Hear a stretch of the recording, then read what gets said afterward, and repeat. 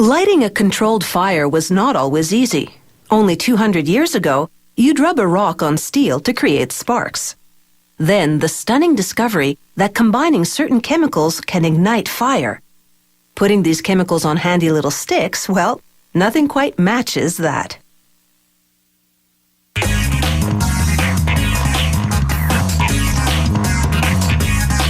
The first matches left behind a nauseating odor.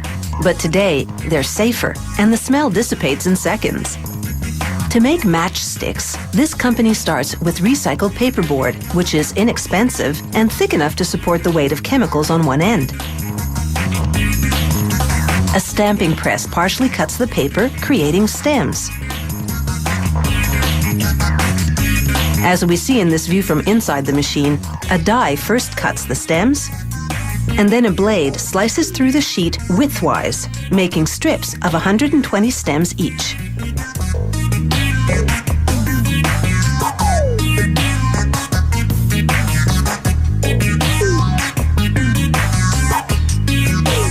At actual speed, it's all just a blur, as the press makes nearly 500 strips per minute. Next, the strips move through a bath of hot wax. It soaks into the stems about 1/3 of the way up. Then they dry in an oven for 15 seconds. When you light a match, the wax slows down the burn speed of the chemicals, sustaining the flame for 4 or 5 seconds.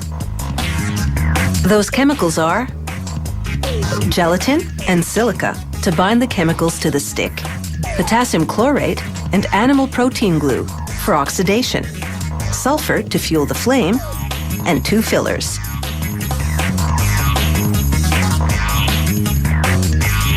They mix 317 kilos of the chemicals in a large vat with hot water. This is enough to make the chemical batter for 25 million match heads.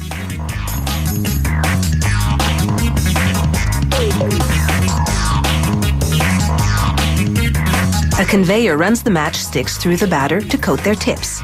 3 rollers in the tank raise the surface of the batter, the first to ensure the front and back of the heads get covered. The third rotates faster to remove excess batter as the heads leave the tank.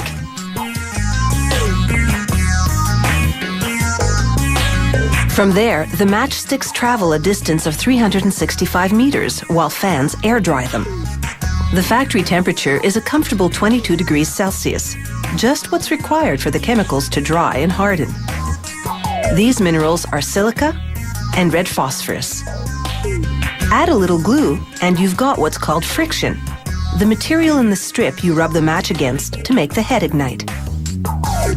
To make these striker strips, as they're called, a steel wheel rolls friction onto paper that's moving through a cutting press.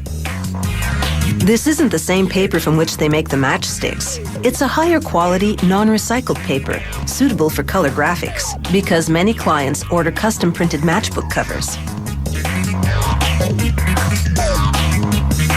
Another press with rotary blades slices through the paper, creating segments that are 10.7 centimeters long. That's the length of an unfolded matchbook.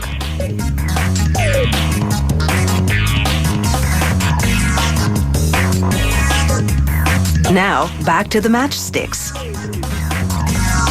A worker arranges the strips into layers of 2. A conveyor then feeds them into a machine that'll attach them to the matchbook covers. The machine performs several tasks. It cuts the matchstick strips into rows of 10 matches each. And it cuts the matchbook covers to their final width of 3.8 centimeters.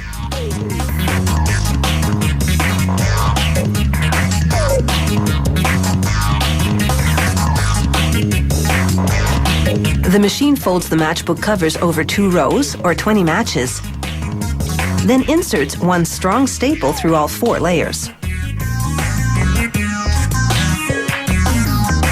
Next, a conveyor moves the assembled matchbooks to another machine that counts them and creates 2 side-by-side rows of 25, ready for boxing.